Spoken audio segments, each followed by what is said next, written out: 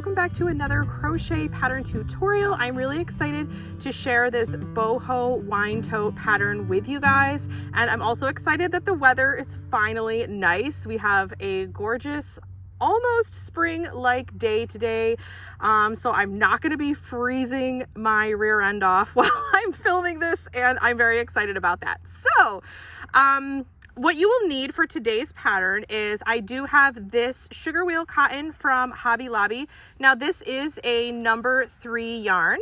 However, I will say that most of my pattern testers used just regular worsted weight, so a number 4 cotton yarn, and their wine totes turned out perfectly fine. So you do you, go ahead and get a number 3 cotton, or you can get a worsted weight cotton. Either one works fine. I am also using a 4mm crochet hook and my scissors and tape measure. Oh my goodness, and I can't believe I almost forgot one of the most important parts of this pattern. You are going to need a 750 milliliter wine bottle. Now red wine and white wine tend to come in maybe like different shaped bottles, specifically like this neck area here can be shaped a little differently, but as long as your bottle says 750 milliliters on it, then you are good to go. Okay, so to get started, you are going to start with a magic circle, whatever your favorite method is for starting something in the round. Just go ahead and start with a ring, and you are going to chain 1, and now we are going to make 10 half double crochets into our circle.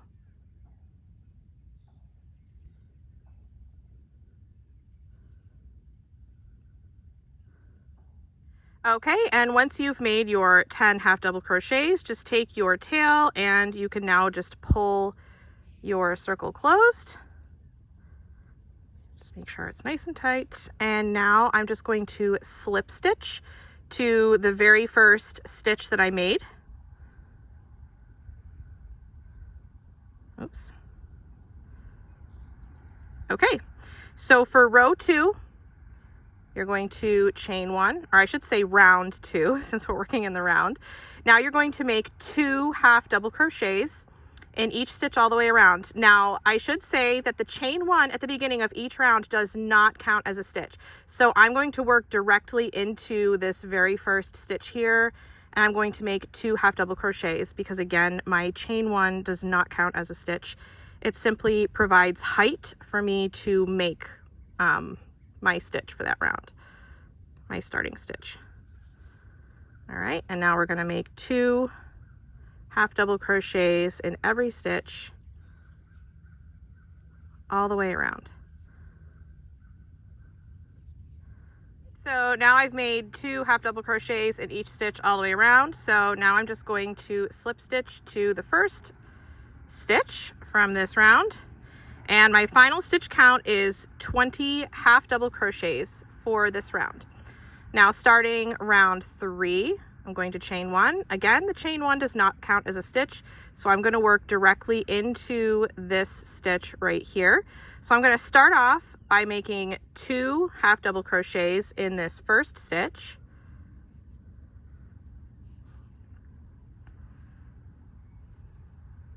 And now I'm going to make 1 half double crochet in this next stitch here.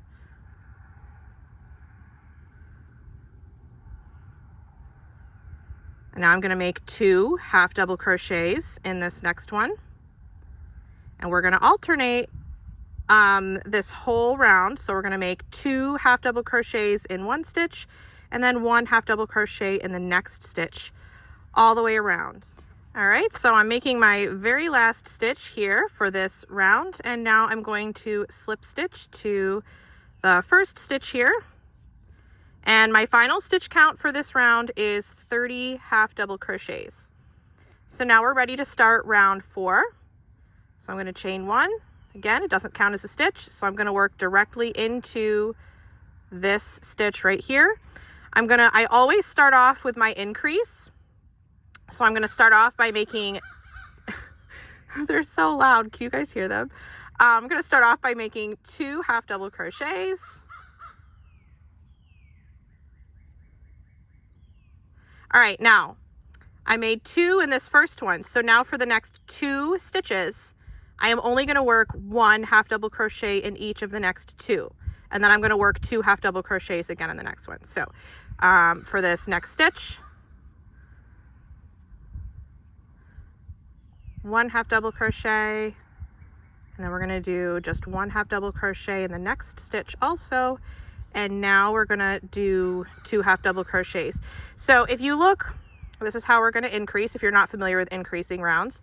I started with 2 in the first stitch, and then I do 1 single one and 1 single one, and I'm literally just going to continue this sequence all the way around. So I'm going to do 2 and 1, 1 and then 1, 2 and 1, 1 and 1 all the way around.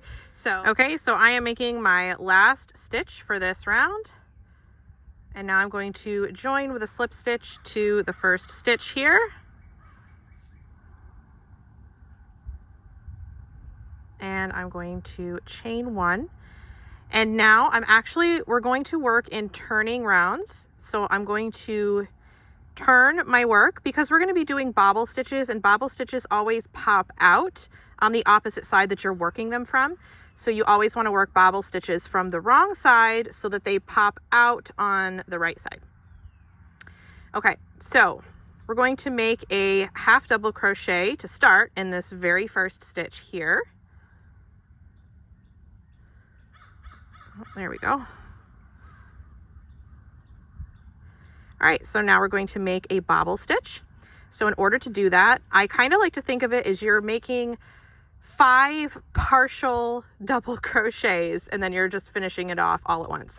So to start, you're going to yarn over, insert your hook into the stitch, yarn over, pull up a loop, yarn over, pull through 2 loops, kind of just like you would start a double crochet.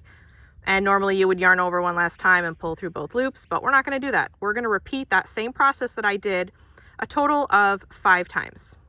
So we just did the first time, so we're going to do this 4 more times. So I'm going to yarn over, insert my hook into the stitch, yarn over, pull up a loop, yarn over, pull through 2 loops. Now I have 3 loops on my hook, yarn over, insert my hook into the stitch, yarn over, pull up a loop, yarn over, pull through 2 loops. I now have 4 loops on my hook, 2 more times now. So yarn over, insert your hook into the stitch, yarn over, pull up a loop, yarn over, pull through 2 loops, and last time, yarn over, insert your hook into the stitch, yarn over, and pull through 2 loops. Now you should have 6 loops on your hook. So now I'm going to yarn over one last time and pull through all 6 loops on my hook. And if you turn this around, you can see we've got a cute little bobble there on the other side that's going to show through when we have our tote all made. Okay, so this whole round, you are going to alternate between 1 half double crochet and 1 bobble stitch all the way around. So we just did a bobble. So now we're going to do a half double crochet. And now we're going to make a bobble stitch again. Okay, so I'm making my last stitch now, which is a bobble stitch. I started with a half double crochet, so since I've alternated back and forth throughout the round, my last stitch will be a bobble stitch. And my final stitch count for this round is going to be 20 half double crochets and 20 bobbles. Okay, so now I'm just going to slip stitch. I'm going to join with a slip stitch to this first stitch here.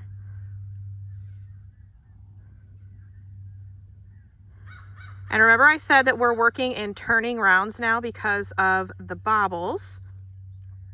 So we're going to chain 1 and turn for this next round. And we're just going to do half double crochets all the way around. When you're working with bobbles, you typically want a stitch. Not only do you want a regular stitch in between the bobbles, but you also need stitches in the rows in between as well to just help give them some space because they're such big stitches.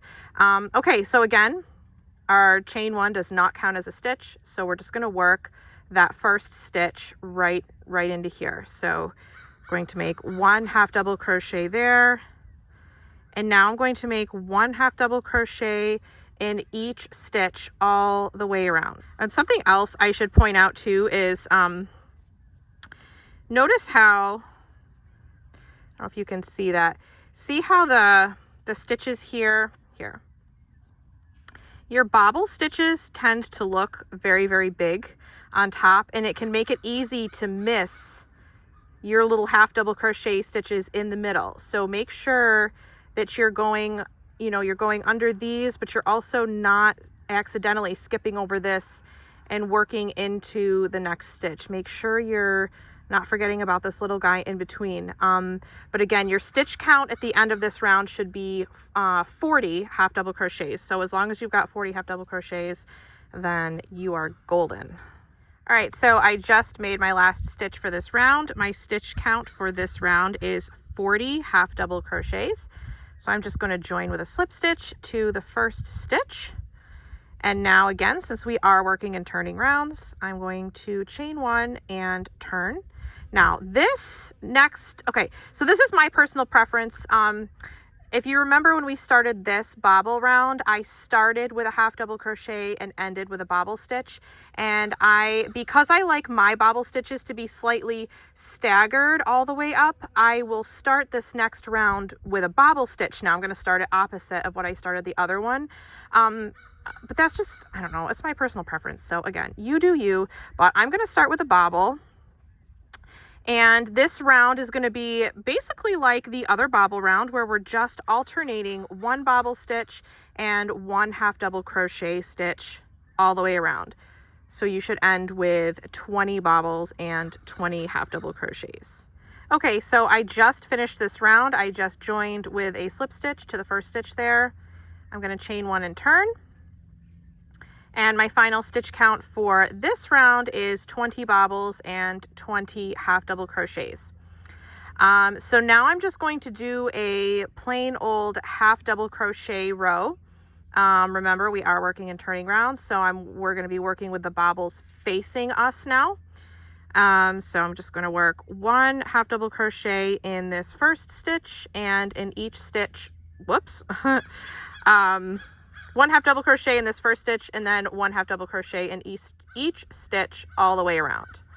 Okay, so I am making my last stitch of this half double crochet round, and now I'm just going to join with a slip stitch to the first stitch of this round.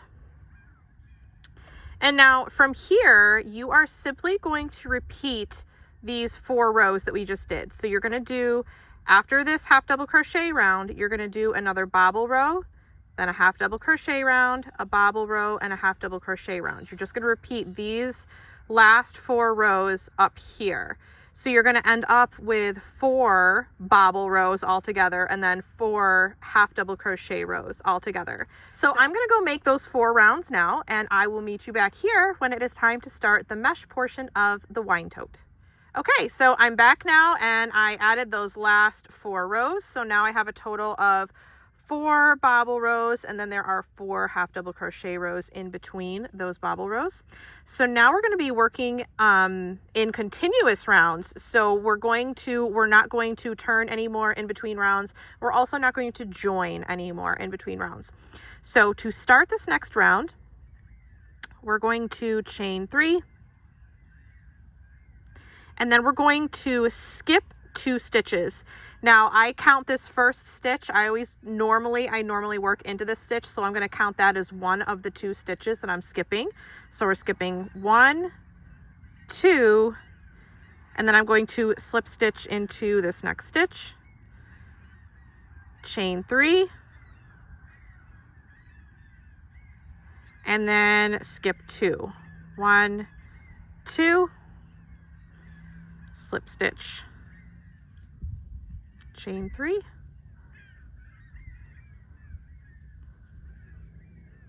skip 2, 1, 2, slip stitch, and you're just going to keep doing this all the way until you get to the end of this round, and then I'll show you how we're going to continue working in the round without joining. Okay, so I just made my last chain 3 of this round. So now what I'm going to do is I'm simply going to just join to this chain 3, the very first chain 3 that I made. And then from here on out, all you're going to do is chain 3, whoops, chain 3, slip stitch to the next chain 3 space, and then chain 3, slip stitch to the next chain 3 space.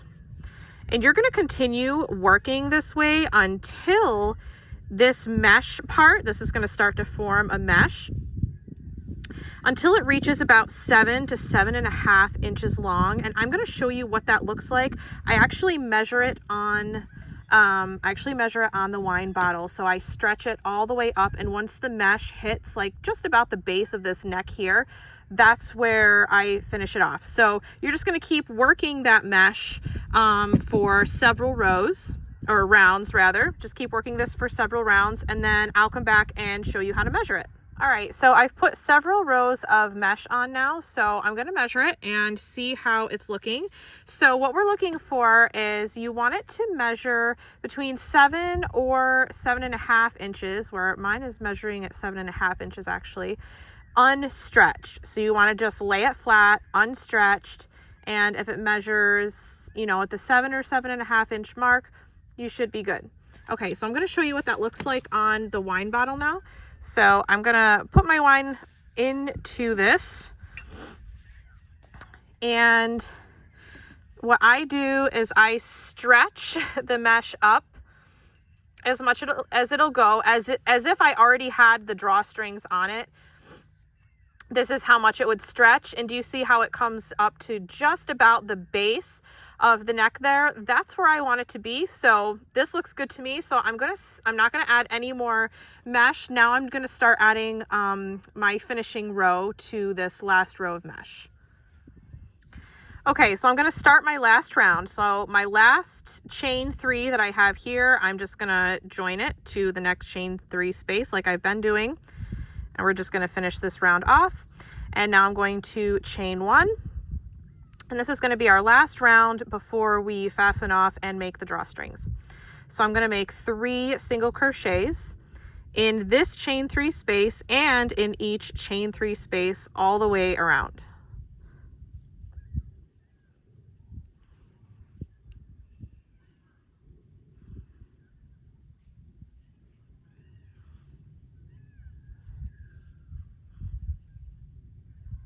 Okay, so I've come to my last chain 3 space here.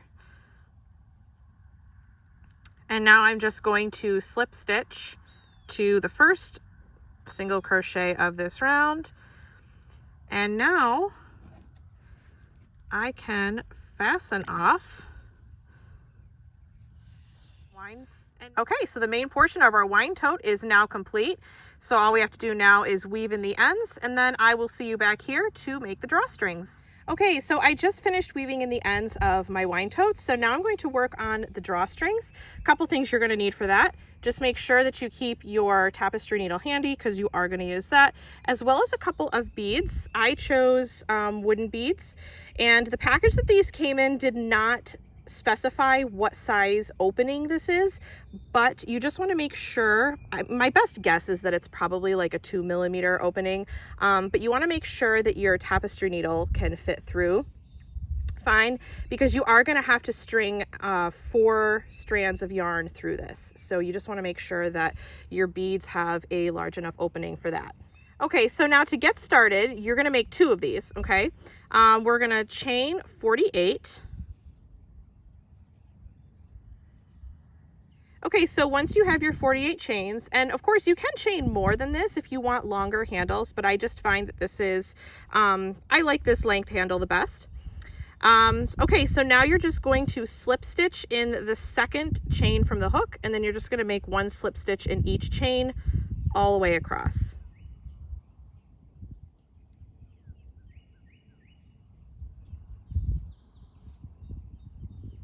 Okay, so I finished the first drawstring, and you just want to make sure that you leave, make sure that you have somewhat of a long tail. I mean, you are going to end up trimming this, but you want to make sure that you have a long enough tail that you can knot it up, because we are going to be making a knot. We're going to string a bead on and then we have to make a knot with it. So you just want to make sure you have enough to work with, and then you can trim it later.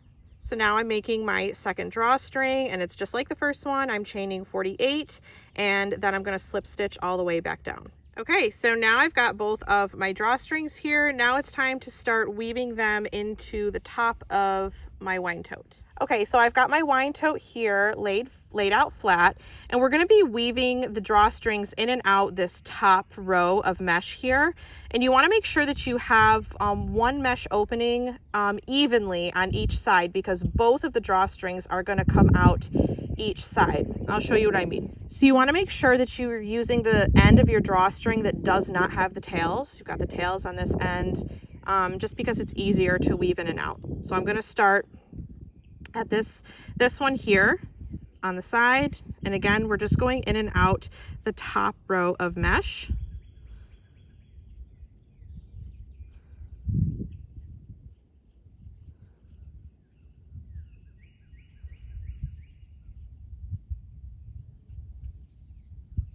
Okay,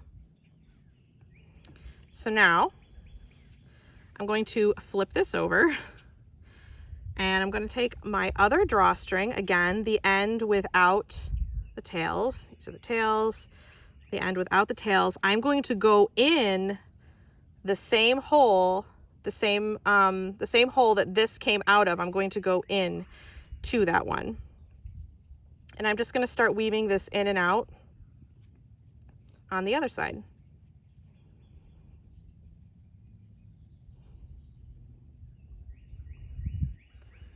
And then lastly, I'm going to have it come out again on the other side, the same hole, the same opening as the other drawstring. So now do you see you've got both drawstrings coming out this same mesh opening on this side, and then also both of them on this side. All right, so now what we're going to do, so we have one end, one drawstring with tails and one without tails on each side. So we have to add one piece of yarn to each side so that it's even, so we can have a little fringe there. So I'm just gonna cut this, and I'm just going to kind of pull it through the end of my drawstring here. Okay, so now I've got, whoops, almost pulled that out. All right, so now we're going to do this to the other side. All right, so now you're going to take one side of your drawstrings, you're going to hold them together, hold all of the pieces of yarn together. And I actually just trim them. I find the shortest one, and I just trim them all to be the same length, just because it's easier for me to thread them onto my tapestry needle that way. So I'm going to thread this onto my tapestry needle. Okay, so I have all 4 pieces from both of my drawstrings on this side. So I'm going to grab one of my beads here, and I'm simply going to just thread my bead on.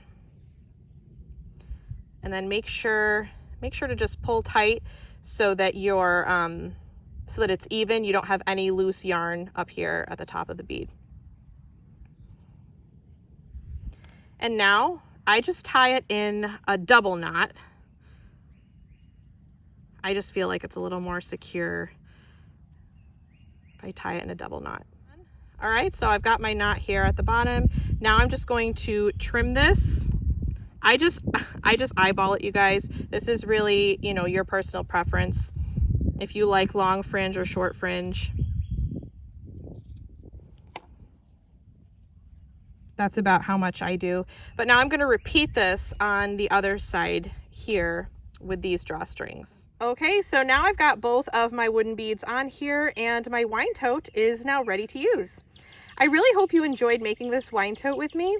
If you found this tutorial helpful, please give this video a thumbs up, and if you're not already subscribed, make sure that you tap that little bell so that you never miss a crochet pattern tutorial or stitch tutorial from me in the future. Have a good day!